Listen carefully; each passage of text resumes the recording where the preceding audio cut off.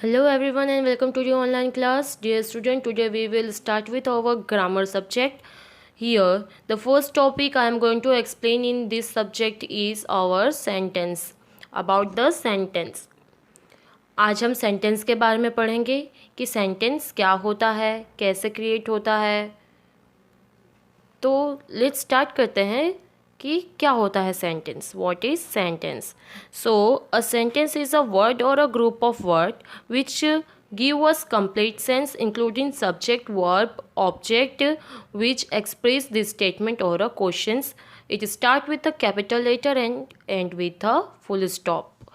Sentence जो है वो शब्द या शब्द का समूह होता है जो कि हमें पूरा पूरा अर्थ देता है, जिसके अंदर सब्जेक्ट होता है यानी कर्ता, वर्ब होता है और ऑब्जेक्ट होता है. ऑब्जेक्ट मतलब जिस वजह से काम किया जाता है, और वर्ब जो है वो कर्ता और काम जिस वजह से काम किया जा रहा है उन दोनों को लिंक करने का काम करता है. यानी जो भी सब्जेक्ट है और ऑब्जेक्ट है उनको लिंक करने का काम वर्ब करता है. कोई भी सेंटेंस स्टार्ट होता है कैपिटल लेटर से और एंड होता है फुल स्टॉप पे. जो हमारे सेंटेंस है वो हमें क्लियर स्टेटमेंट और क्वेश्चन, किसी तरह का क्वेश्चन हो उसे एक्सप्रेस करने में हेल्पफुल होता है. अगर दूसरे तरीके से मैं समझाऊं तो किसी भी आइडिया ऑफ यूनिट को हम सेंटेंस कह सकते हैं. यानी अगर मेरे दिमाग में कोई भी आइडिया आ रहा है, किसी भी चीज़ को मैं सोचती हूँ, तो वो एक वाक्य है, उसका संगठन एक वाक्य होता है. फॉर एग्ज़ाम्पल, अगर मैं सोचूं, मेरे माइंड में आता है मुझे भूख लगी है, आई एम हंग्री. ये चीज़ मेरे माइंड में आई तो ये एक सेंटेंस के थ्रू ही आई, सेंटेंस के फॉर्म में ही आई. हम कभी भी कोई भी चीज़ सोचते हैं, फिर चाहे हम वो कोई भी लैंग्वेज में क्यों ना सोचें, वो सेंटेंस का ही फॉर्म होता है. आई एम ड्रिंकिंग, मैं पानी पी रही हूँ, ये चीज़ सेंटेंस है. I want to drink water, मैं पानी पीना चाहती हूँ, ये मेरे माइंड में आया, ये आइडिया क्रिएट हुआ, ये भी सेंटेंस है. तो easily it is easier to understand it what is sentence. हमारे लिए बहुत ही आसान है सेंटेंस को समझना कि सेंटेंस क्या होता है. जब भी कोई चीज़ हम सोच रहे हैं या कह रहे हैं जिसके अंदर शब्द का संगठन यानी शब्द समूह है, शब्दों का जोड़ है, उसे हम सेंटेंस कहते हैं. अगर वो हमें पूरा पूरा अर्थ देता है तो. अ ग्रुप ऑफ वर्ड और a word which give us complete sense including subject, verb और object which express statement or a questions is known as sentence. It start with a capital letter and end with a full stop. मैं ये वापस repeat कर रही हूँ आपके लिए definition कि सब्जेक्ट, वर्ब, ऑब्जेक्ट जिस भी लाइन के अंदर आ रहा है, जिससे हमें कोई भी स्टेटमेंट या क्वेश्चन एक्सप्रेस हो रही है, जिसके अंदर वर्ड का ग्रुप है जो हमें पूरा पूरा मीनिंग दे रहा है, उसे हम सेंटेंस कहते हैं. सेंटेंस शुरू हमेशा कैपिटल लेटर से होता है और एंड होता है फुल स्टॉप पे. और डिटेल में समझने के लिए हम थोड़ा सा बहुत ही बैक जाएंगे. जब हम छोटे थे तो हमें अल्फ़ाबेटिक ऑर्डर सिखाया जाता है. यहाँ जो अल्फ़ाबेट्स हैं हमारे इंग्लिश के, वो हमें सिखाए जाते थे, जो हमारे 26 लेटर्स होते हैं. A, B, C, D, E, F, G, H, I, J, K, L, M, N, O, P, Q, R, S, T, U, V, W, X, Y, Z. ये 26 लेटर हमारे अल्फ़ाबेट के होते हैं.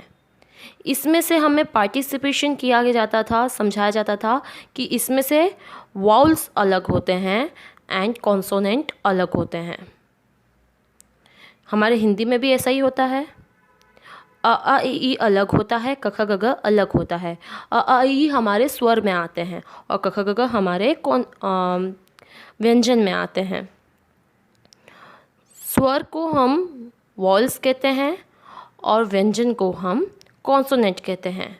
वो अलग बात है कि हमारे जो हिंदी में स्वर होते हैं वो 12 होते हैं और जो व्यंजन होते हैं वो 40 होते हैं, लेकिन यहाँ इंग्लिश में हमारे सिर्फ 5 वॉवल्स होते हैं, 5 स्वर होते हैं और 21 जो बाकी के लेटर होते हैं वो हमारे कॉन्सोनेंट होते हैं, यानी 21 जो है वो हमारे व्यंजन होते हैं। वॉल्स जो है, वॉल्स हमेशा हमें कोई भी साउंड यानी कुछ भी कहना है तो उसका एक प्रॉपर साउंड देने का काम करता है। स्वर क्या करता है, जब भी हमें कोई चीज़ कहनी होती है तो उसे एक साउंड देने का काम करता है। जैसे अगर हम कहते हैं आम, तो अ पे आ की मात्रा बन के आ बनता है, तो उसमें हमारा जो माउथ है वो पूरा खुल रहा है, आम, है ना। वहीं अगर मैं कहूँ अनार, तो हमारा माउथ इतना नहीं खुलता, अनार। ऐसे ही वॉवेल्स और कॉन्सोनेंट में भी होता है। कोई भी कॉन्सोनेंट विदाउट वॉवेल्स के हेल्प के नहीं बोला जाता। जो वाउल्स है उसकी हेल्प हमें चाहिए ही होती है, क्योंकि वो किसी भी वर्ड को एक साउंड देने का काम करता है। सो वाउल्स क्या होता है, तो a letter representing a speech sound made with the vocal tract open, specifically the letters E E I O U is our vowels. कोई भी लेटर, जो लेटर हैं वो किसी भी स्पीच को साउंड दे रहे हैं, जिसके लिए हमारा माउथ थोड़ा सा ज़्यादा ओपन होता है और हम इजीली किसी भी चीज़ को प्रोनाउंस कर पाते हैं, है ना। एक वर्ड ऐसा होता है जो कि पूरे वर्ड को ब्रेक डाउन करता है,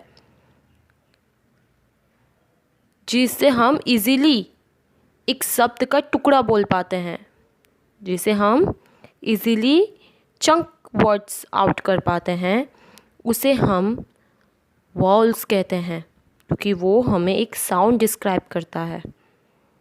वहीं बात करूँ अगर मैं कॉन्सोनेंट की, तो अ consonant is a sound made with your mouth Fairlie closed. जब भी हमारा माउथ थोड़ा सा क्लोज होता है और फिर हम किसी वर्ड को बोलते हैं तो वो कॉन्सोनेंट होता है। जैसे कि अगर मैं एक वर्ड बोलूँ जो कि बहुत जिसमें सिर्फ और सिर्फ कॉन्सोनेंट का यूज़ हुआ है और उसके अंदर वाउल्स का यूज़ नहीं हुआ है, तो वो वर्ड होता है रिथम। रिथम के लिए हम पूरा माउथ ओपन नहीं करते हैं, रिथम हम थोड़ी सी क्लोजली फेयरली माउथ से बोलते हैं, है ना। थोड़ा सा माउथ हमारा क्लोज रहेगा रिथम कहने के लिए। बट वही अगर मैं कहूँ एप्पल, तो उसमें मेरा माउथ पूरा ओपन हो रहा है। तो ये वॉवेल्स और कॉन्सोनेंट का इस तरीके से डिफरेंस होता है। हमारे वाउल्स कौन से होते हैं, ए ई आई ओ यू, ये हमारे वाउल्स हैं। कॉन्सोनेंट क्या हैं, बाकी के 21 लेटर्स, जैसे कि B, C, D, F, G, H, J, K, L, M, N, P, Q, R, S, T, V, W, X, Y, Z. ये जो हमारे 21 लेटर्स हैं ये हमारे कॉन्सोनेंट हैं। अब जब हमने इन चीज़ों को समझ लिया कि वाउल्स क्या होते हैं, कॉन्सोनेंट क्या होते हैं, तो हम एक वर्ड क्रिएट कर सकते हैं, क्योंकि उससे हमें साउंड भी मिल रहा है ना। तो एक group of letter is called word. Word क्या होता है, अक्षर को अक्षर से जोड़ के बना हुआ समूह जो होता है, जो लेटर्स के अक्षर के जो ग्रुप होते हैं उसे हम वर्ड कहते हैं। जैसे Apple, mango, chicken, bat, flower, ये सब कुछ वर्ड है और इसके थ्रू हम इजीली सेंटेंस क्रिएट कर पाते हैं। आई होप आपको क्लियर हुआ होगा कि अल्फ़ाबेट क्या होता है, वाउल क्या होता है, कॉन्सोनेंट क्या होता है, वर्ड क्या होता है, सेंटेंस क्या होता है। अब जब मैंने फर्स्ट में आपको पहले ही जब मैंने सेंटेंस क्या होता है एक्सप्लेन किया था, उसकी डेफिनेशन दी थी, तो मैंने डेफिनेशन में बोला था वर्ड और अ ग्रुप ऑफ वर्ड, जहाँ पर मैंने आपको कहा था कि एक शब्द जो सिर्फ एक शब्द भी है वो सेंटेंस होता है। कैसे? जब भी हम किसी को कमांड करते हैं, फॉर एग्ज़ाम्पल अगर कहीं वॉर हो रहा है और आर्मी वाले जब उन्हें कमांड मिलता है एक आर्मी को फायर, तो वो अटैक करते हैं। फायर क्या है? एक सिंपल सा वर्ड है, लेकिन इस वर्ड से हमें पूरा पूरा मीनिंग मिला है, पूरा पूरा अर्थ मिला है।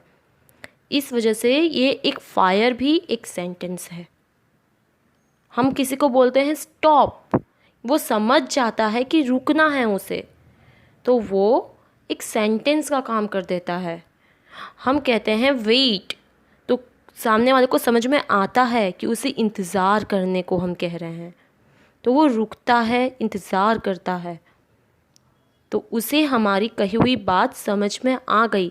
हमें एक लंबा सेंटेंस बोलने की ज़रूरत नहीं पड़ी, एक छोटा सा वर्ड जो है उसी ने सेंटेंस का काम कर दिया।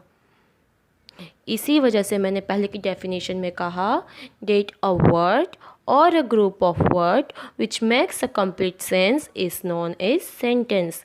कोई भी शब्द या शब्द का समूह जो हमें पूरा पूरा अर्थ दे रहा है वो सेंटेंस होता है। अब मैं कुछ एग्जांपल्स देने जाऊंगी सेंटेंस के। फॉर एग्ज़ाम्पल मैं कहती हूँ कि is girl a good Mary. क्या ये सेंटेंस है? क्या आपको समझ में आ रहा है मैं क्या कहना चाह रही हूँ? Is girl a good Mary, इसमें ये भी वर्ड्स है, इसमें वर्ड्स का पूरा पूरा ग्रुप है, फिर ये सेंटेंस क्यों नहीं है? सबसे पहली चीज़, ये कैपिटल लेटर से स्टार्ट नहीं हुआ है। दूसरी चीज़, ये फुल स्टॉप पे ख़त्म नहीं हुआ है। तीसरी चीज़, इससे हमें कोई मीनिंग नहीं मिल रहा है, हम समझ नहीं पा रहे कि सामने वाला क्या कहना चाह रहा है। इस वजह से ये सेंटेंस नहीं है, भले ही ये ग्रुप ऑफ वर्ड क्यों ना हो। पर अगर मैं कहूँ Mary is a good girl, मैंने कहा Mary is a good girl, तो आपके माइंड में वो मेरी जो माइंड की थिंकिंग थी वो डायरेक्ट एक्सप्रेस होकर आपके माइंड में गई और मेरा स्टेटमेंट जो था वो आपको समझ में आया कि मेरी जो है वो अच्छी लड़की है। इसलिए ये ग्रुप ऑफ वर्ड जो है, जो हमें पूरा पूरा अर्थ दिया इसने, इस वजह से ये सेंटेंस है। So I hope that what is sentence ये आपको क्लियरली अंडरस्टैंड हुआ होगा। आज के लिए इतना ही। आगे की वीडियो में हम सेंटेंस के कितने टाइप्स होते हैं, उस क्या कितने पार्ट्स हैं सेंटेंस के, वो सब कुछ समझेंगे, पढ़ेंगे। आज मैं आपको कुछ एक्सरसाइज दूंगी जिसमें मैं आपको अनस्क्रम्बल सेंटेंस दूंगी, यानी सेंटेंस जो होंगे वो अनस्क्रम्बल्ड होंगे। आपको उसे अरेंज करना होगा, जो भी वर्ड्स रहेंगे उन्हें आप जब अरेंज करेंगे तब वो सेंटेंस फॉर्म होगा। और वो एक्सरसाइज मैं आपको ऐसा PDF आज भेजूंगी और आपको वही कंप्लीट करना है। अगर मैं एग्जांपल दूं तो अगर मैं लिखती हूँ a fruit an apple is, तो आपको उसका सेंटेंस बनाना होगा। ये मैंने अनस्क्रम्बल सेंटेंस आपको दिया जिसके अंदर वर्ड्स तो है a fruit an apple is, लेकिन ये हमें कंप्लीट सेंस नहीं दे रहा है और इसे आपको सेंटेंस बनाना है। तो इसको आपको एक with a group of word create करना पड़ेगा, अरेंज करना पड़ेगा। एक अरेंज ऑर्डर में आपको इस वर्ड को क्रिएट करने के बाद इस वर्ड का हमें एक कंप्लीट सेंस मिले, उस हिसाब से सेंटेंस फॉर्म करना पड़ेगा। जैसे कि an apple is a fruit. अब ऊपर जब मैंने पहले कहा a fruit and apple is, तो हमें वो क्लियर नहीं हो रहा है, पर मैं कहती हूँ an apple is a fruit, तो हमें क्लियर हो रहा है कि मैं कह रही हूँ कि जो सेब है वो एक फल होता है। सो होप सो आपको ये क्लियर हुआ होगा, पूरी तरीके से क्लेरिफाई हुआ होगा, आप समझ पाए होंगे कि सेंटेंस क्या होता है। आज के वीडियो में इतना ही। Thank you.